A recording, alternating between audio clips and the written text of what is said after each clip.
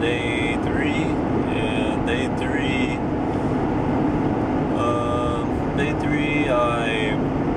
let me see, I was writing the philosophy, and I was writing the second step, and knowing me, I am like a pretty perfect person. I try to be perfect in what I do, and sometimes perfection gets the hold of you, and you can't really move on until you get it perfect.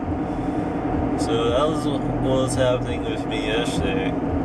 Also, what was happening to me yesterday was that I was sort of dehydrated, and we ran out of water yesterday, so I was a little dehydrated, and I wasn't able to think to my full capacity, so that was hindering me a little bit yesterday.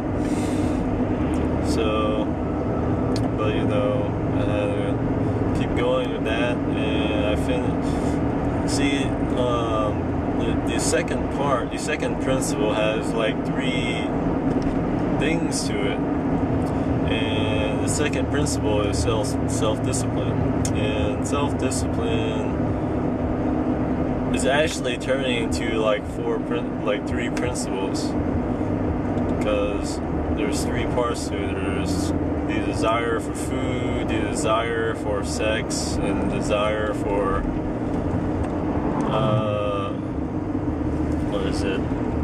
carelessness of mental expression. So yeah, and I only got to the sex part.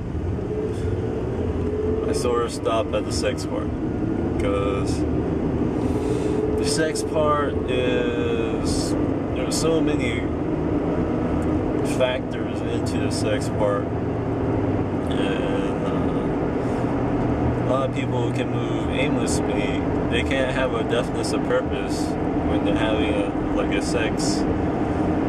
When they have an overindulgence of sex. I mean, when you have excess sex, you really can't have that much will of doing anything, because you're just freaking sore. I mean, so, and all this excess, it's sort of like a lust in a way, because you're just after the flesh. I mean, sex is one of the most motivating factors of all the factors for human beings. So, it is a perfect thing for lust, just going after the body, giving pleasure with another person, so, and that can hinder you from achieving your definite of purpose, and you just follow the bodies, you just want to fuck somebody, so it's like,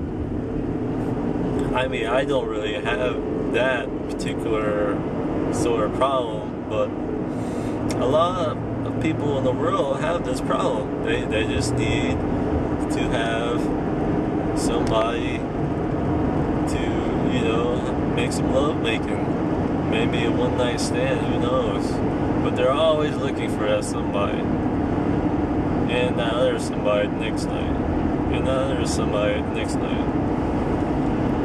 And, it can lead you, especially if you have a girlfriend, it can lead you into this habit of drifting, what I call it, just moving aimlessly. So, and there's also other factors here, because I see that this stuff I'm writing about was published in like 1920s or whatever, and they didn't have internet back then. I don't know that you could drift as well as, media, social media, you want to stalk somebody, or then you got like pornography. You got pornography too, and then you have DVDs, and you have VHS tapes. I mean, there's all sorts of stuff where there's like caught up in this love fest where of the lust for the flesh, you know. It doesn't even have to be sex. It just has to be like, you know, like some sort of like oh shit. Some sort of lust for the flesh. So yeah, I have to go pull some. So yeah, sex is just not you know, love making. It's all sorts of forms of going after the flesh, you know.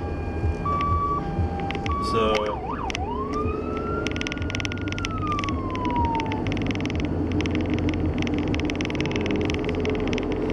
yeah, it's just like, you know, there was a policeman behind me. I was like, why is it?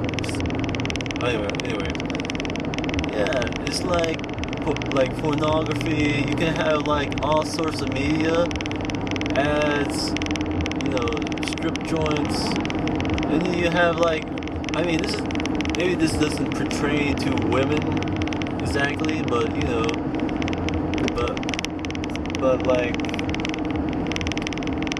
but women, they like to have like sex appeal and stuff. They like to look sexy for their men, you know, and their love for vanity, the love for their looks, you know, they just like to have love, you know. So that's why I put like sex and love, sex/love, because of this love aspect. And women like to be loved. They like to have their man love them, and they do whatever you want. If you love them, you tell them that, man, you look sexy, you know. So, you know, it's just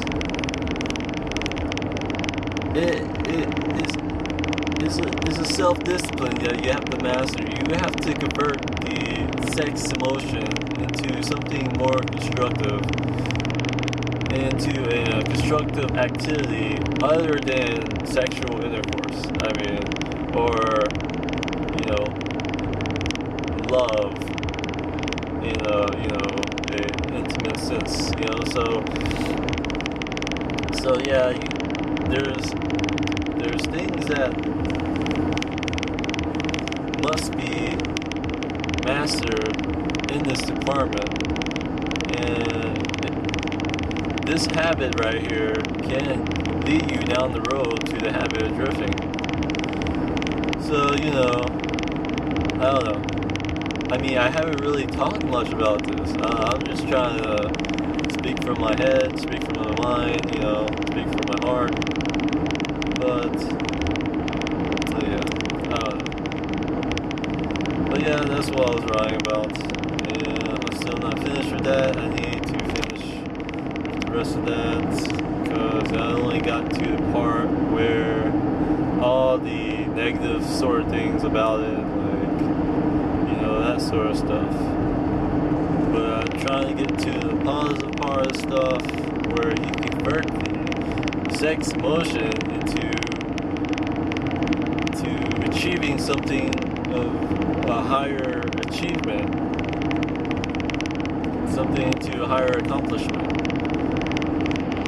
because it's definitely one of the most motivating factors of human beings. And if you convert that energy to some form of other activity, you would never know poverty. I mean, if you want sex that bad, it's very motivating, you know, that I won't make love to you until I do this. And then you're just like, oh man, I can't have any love making without finishing this, you know. So, and eventually they do it because it's such a motivating factor. They do anything to, you know, because sex is so therapeutic. It's like one of the most therapeutic things you can do. And like, you know, the sex emotion is the same energy as what we think. So you use that with your thinking, it gives you so much more energy. It's sort of like a emotion, a stronger emotion, and you tie a stronger emotion to that, then you have more energy to focus on what you're trying to do, what you're trying to achieve. So, and the knowledge of the sex emotion ranks second to the things that are the most importance of knowing, of knowledge, because you know, the first knowledge of importance for human beings is accurate knowledge. Is accurate thought, because accurate thought is at the top, because you couldn't do anything, you couldn't achieve anything without accurate thought, and accurate thought is positive thought. You couldn't do anything. I mean, if you had fear sabotaging you all day, you wouldn't be able to do anything. So this idea of accurate thought makes you where you are like, you know, that you can achieve anything. So it's a really good idea to do that. And I think I got, oh shit, I got some eBay stuff. Alright, let's call it for a day.